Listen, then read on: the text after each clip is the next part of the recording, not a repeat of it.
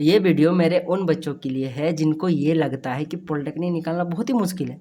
भाई साहब देखो कि पॉलिटेक्निक कितना इजी प्रश्न पूछता है। मैं आज आपको दिखाने वाला हूँ। ये सभी प्रश्न 2021-22 में पूछे गए प्रश्न सब हैं और देखो कितना इजी लेवल का है। ठीक है, तो जय हिंद मेरे दोस्तों, आपका स्वागत है आपके अपने यूट्यूब चैनल प्रीतम अकादमी परिवार में। और मैं हूं सूरज कुमार। तो कैसे हैं आप लोग?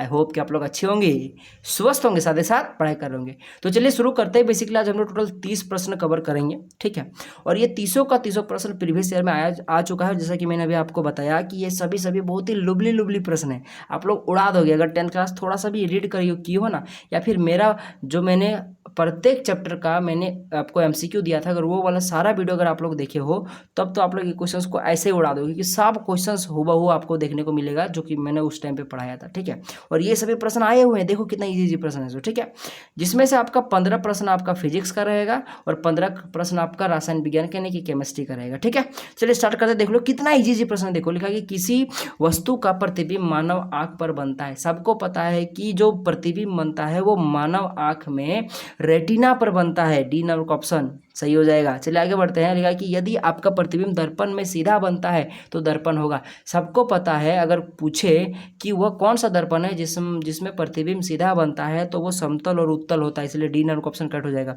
अब दोनों में अंतर क्या है भाई साहब? देखो, समतल दर्पण और उत्तल दर्पण दोनों ही सीधा प्रतिबिंब बनाता है, बस अंतर इतना है कि समतल दर्पण प्रतिबिंब जो बनाता है वो बिंब का समान साइज का बनाता है और सीधा बनाता है, परंतु उत्तल दर्पण सीधा तो बनाता है परंतु बिंब से छोटा आकार का बनाता है। बस यही अंतर है, मेजर अंतर, और इसको याद रख लीजिएगा। क्योंकि क्वेश्चन अगर ये पूछ देता कि वो कौन सा दर्पण है जिसमें प्रतिबिंब जो बनता है वो बिंब के समान साइज का और सीधा बनता है, तब आप लोग सिर्फ समतल मारते हैं, उत्तल नहीं। और ऐसा पूछता कि वह कौन सा दर्पण है जिसमें जो प्रतिबिंब बनता है वो बिंब से छोटा और सीधा बनता है, तब आप लोग उत्तल दर्पण मारते हैं। ठीक है, चल आगे बढ़ते हैं। लेकिन एक सामान्य व्यक्ति के लिए स्पष्ट दृष्टि की न्यूनतम दूरी है, सबको पता है 25 centimetre. C number option cut हो जाएगा। देखो कितना इजी प्रश्न है। अच्छा, लेंस सूत्र से फॉर्मूला आ गया। सबको पता है लेंस सूत्र 1/v माइनस का 1/u बराबर में 1/f होता है। यहाँ पे बस माइनस होता है इसमें लेंस सूत्र में, जो कि आपको 1 नंबर में दिख रहा होगा। ठीक है, और दर्पण में क्या होता है कि इस माइनस की जगह बस प्लस होता है, 1/v प्लस का 1/u बराबर 1/f होता है, जो कि आएगा क्वेश्चन, देखना वो भी क्वेश्चन पूछा गया है।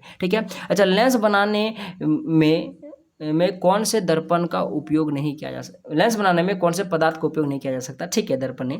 तो सबको पता है कि ये प्रश्न यूनिवर्सल प्रश्न है, क्योंकि मैंने आपको पिछले वीडियो में भी कराया था और मैंने बताया था कि ये प्रश्न क्लास 8 के लिए, क्लास 10th के लिए, क्लास 12th के लिए, क्लास 11th के लिए और हर एक एग्जाम के लिए जिसमें साइंस पूछा जाता है, ये इंपॉर्टेंट है भाई साहब। देखो, और ऑप्शंस तक सेम होते हैं। देखो, जल, कांच, प्लास्टिक, और यहाँ पे बोले सर क्ले क्या है? CLAY सर्च मार के देख लीजिएगा, इसका मतलब मिट्टी ही होता है। ठीक है, बस यहाँ पे क्ले लिख दिया, इंग्लिश वर्ड लिख दिया, तो घबराना नहीं है। तो सबको पता है कि मिट्टी से हम लोग दर्पण नहीं बना सकते। क्यों? क्योंकि दर्पण, यहाँ लेंस पूछा ना, तो लेंस हम लोग नहीं बना सकते क्योंकि जो मिट्टी होता है वो अपारदर्शी होता है। चलिए आगे बढ़ते हैं। यहाँ पे यह है कि जी का मान अधिक होता है। तो सबको पता है जी का मान हमारे पृथ्वी के ध्रुवों पर, ठीक है, सबसे ज़्यादा होता है, इसलिए नंबर का ऑप्शन करेक्ट हो जाएगा। ठीक है, चलिए आगे बढ़ते लिखा कि जी का मान चंद्रमा की सतह पर होता है। जी का मान चंद्रमा की सतह पर पृथ्वी की सतह से कम होता है। चंद्रमा का जो जी होता है, गुरुत्व त्वरण होता है, वो पृथ्वी का 1/6वां भाग होता है। चलिए आगे बढ़ते हैं। यहाँ पे देखो कितना इजी प्रश्न है। लेकिन रेटिना पर बना प्रतिबिंब होता है। सबको पता है रेटिना पर वास्तविक और उल्टा बनता है।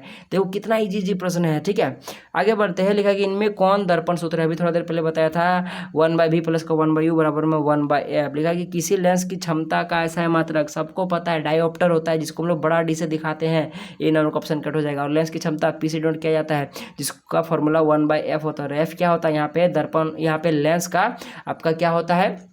फोकस दूरी होता है। यहाँ पे जो आपका क्षमता होता है वो लेंस के लिए होता है, वो दर्पण के लिए नहीं होता है। ठीक है, याद रख लीजिए बात।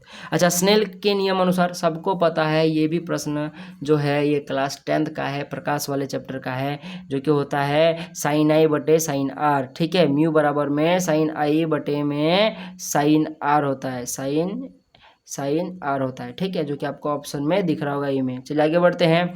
किसी दर्पण के मुख्य फोकस और ध्रुव के बीच की दूरी। देखो कोई दर्पण है, ये मुख्य अक्ष हो गया, यहाँ पे मान लो मुख्य फोकस, और यहाँ पे मान लो कि आपके पास मुख्य फोकस और यहाँ पे दर्पण का ध्रुव है यानी कि पी है, तो इसके बीच की दूरी को हम लोग क्या बोलते हैं? फोकस दूरी ना बोलते हैं। नंबर ऑप्शन आपका करेक्ट हो जाएगा।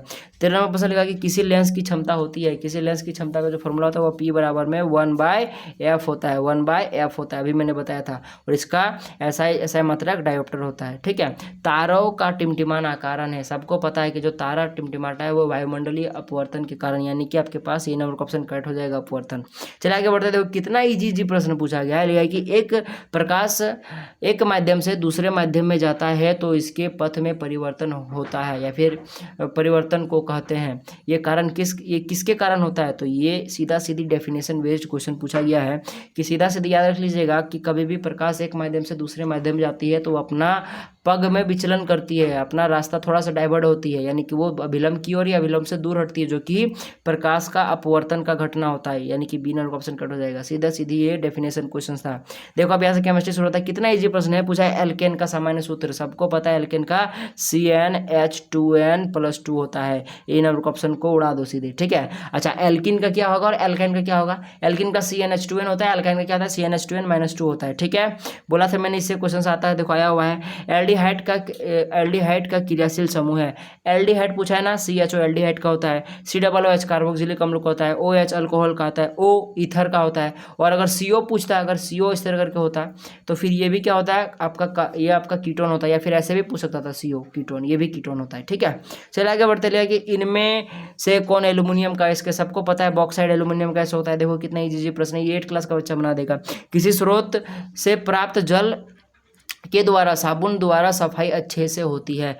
कौन सा ऐसा स्रोत है जहाँ से जल लोगे तो साबुन की सफाई सबसे अच्छा हो? तो वर्षा वाला जल में सबसे अच्छा साबुन कारीगर होता है यहाँ। इसीलिए देखना मम्मी लोग कपड़ा वपड़ा खींचने के लिए अधिकतर वर्षा का पानी प्रीफर करती, क्योंकि उसमें कपड़े अच्छे से छूटते हैं। अच्छा, इनमें से कौन भौतिक परिवर्तन है? लो, ये क्लास 7 का बच्चा बना देगा। लोहे का पिघलना, लोहे में जंग लगना, लोहे की छड़ को मोड़ना, एक से अधिक, ठीक है।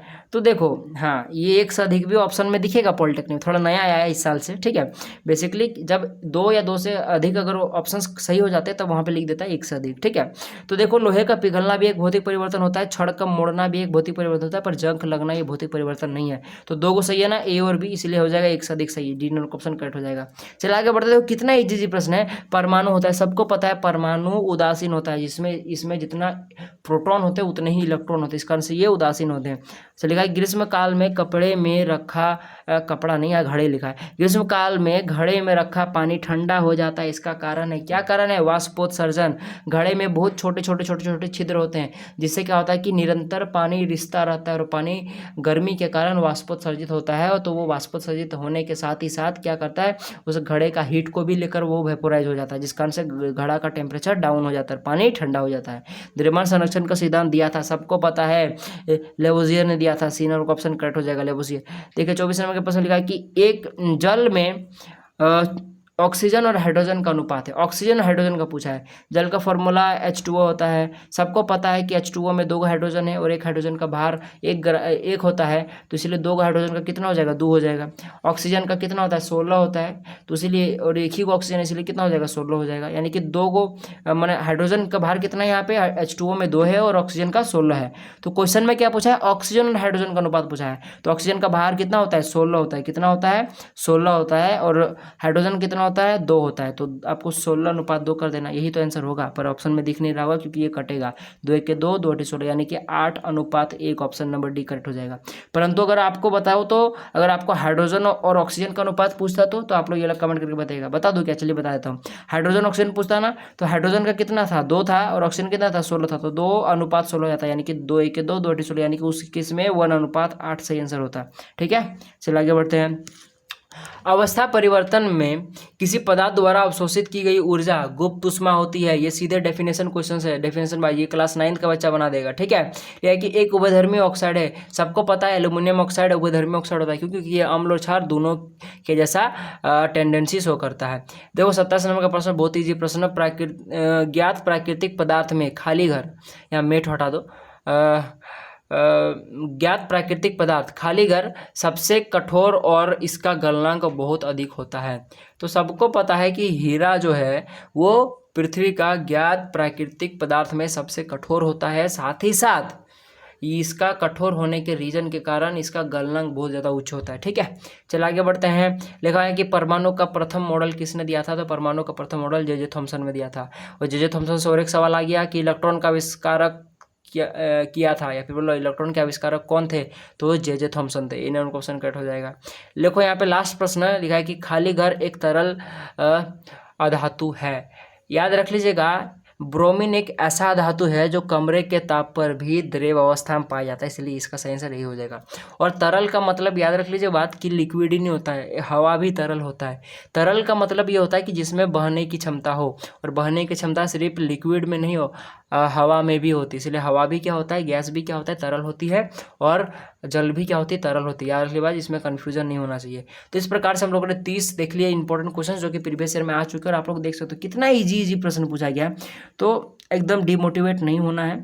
आप लोग के माइंड में चलता है कि सर 11 क्लास का क्वेश्चन सब कैसे बनाएंगे। अरे पहले 10th वाला तो सब बना लो, पहले 10th नहीं 10th वाला तो सब बना लो, ठीक है।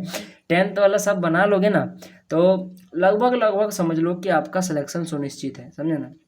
क्योंकि 11th क्लास वाला जो लेवल है वो जितने भी 10th क्लास का स्टूडेंट दे रहे हैं वो सबके लिए टफ है, समझे ना। तो आप लोग को प्लस पॉइंट किस में रखना है कि 10th 9th 8 लेवल का जितना प्रश्न है उसको क्रैक करने का। ठीक है, तो चलिए मिलेगा वीडियो में, तब तक के लिए जय हिंद, जय भारत और आपका दिन शुभ हो।